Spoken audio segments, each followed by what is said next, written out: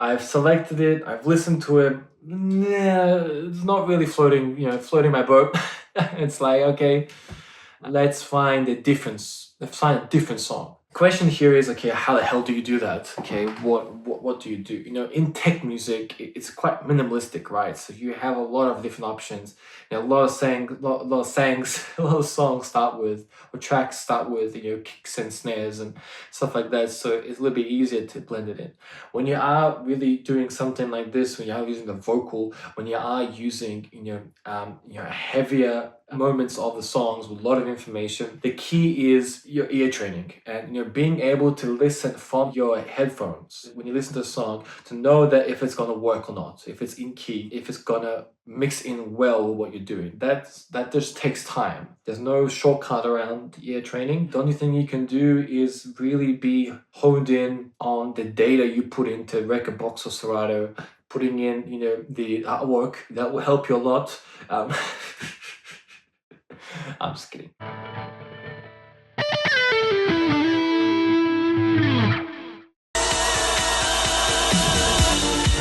We're going nowhere, right? And we're using that effect, doubling down on that. We're using it creatively. We're picking the right moments of when to go with it.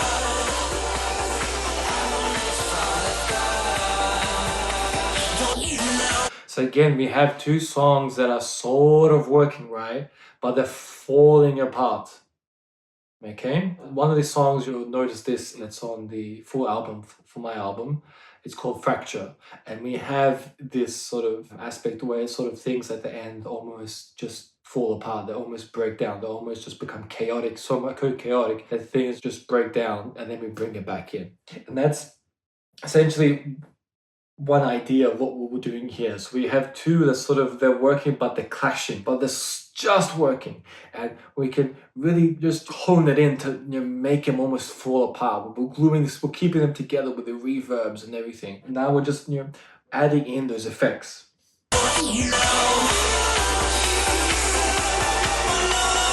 Going on, lean now, and then we're honing in on that lean now, and lead, and then we're breaking down.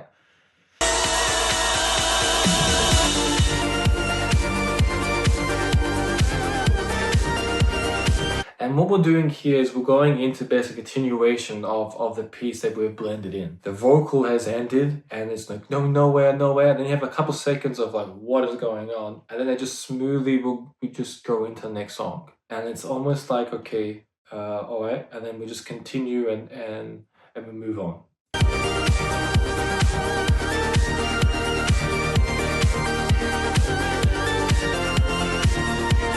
Not every moment has to be like 1, 2, 3, go.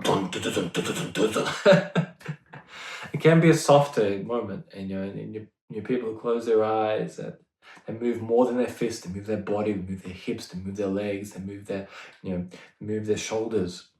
That to me is dancing. Now, this section here, what we're doing is we're selecting the next song, right? So we're going straight into the next song. I want to get it ready. Oops. Alright.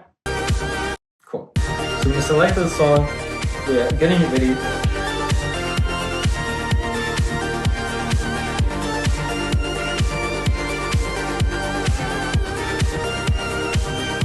But the thing is, I'm not vibing with it, okay? So I've selected it, I've listened to it. Nah, it's not really floating my boat. It's like, okay, let's find a difference. Let's find a different song. Question here is, okay, how the hell do you do that? Okay, what do you do? In tech music, it's quite minimalistic, right? So you have a lot of different options. A lot of sayings, a lot of songs start with, or tracks start with, kicks and snares and stuff like that. So it's a little bit easier to blend it in.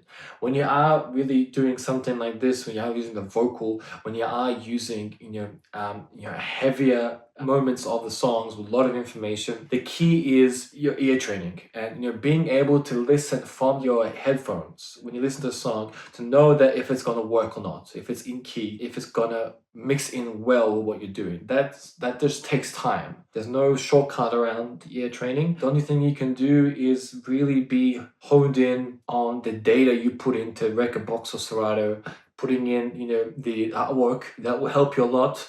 I'm just kidding.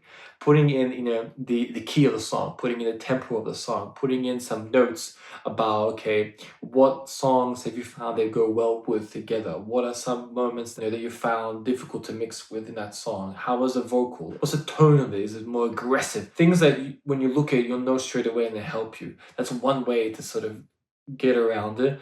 And if you've memorized, the chart or the harmonic mixing chart, you'll know, okay, that was going to work well with this one. This might work well. And even if then you're finding it's not going to sort of work, you can just sort of shoot from the hip, pick it, and do a creative transition and pause, create a tail, and then go into the next one. So you don't have to be too stressed out. In this scenario, I'm wanting it to flow. This is the moment in the mix where I want things to continue, I want them to flow. So we're trying to find something that's going to continue that flow, preferably a vocal.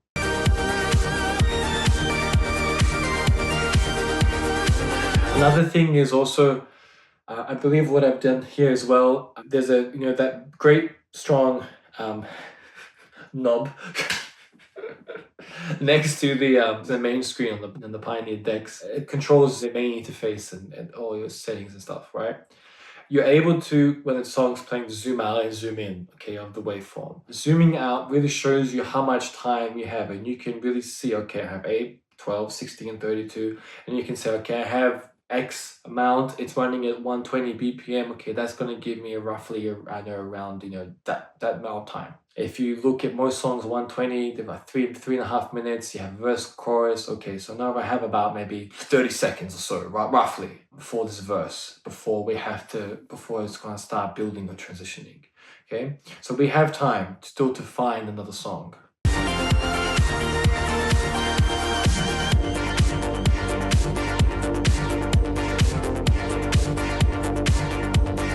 Cool, playing it, checking, finding moments, okay? Listen to the first one, okay? Switching over.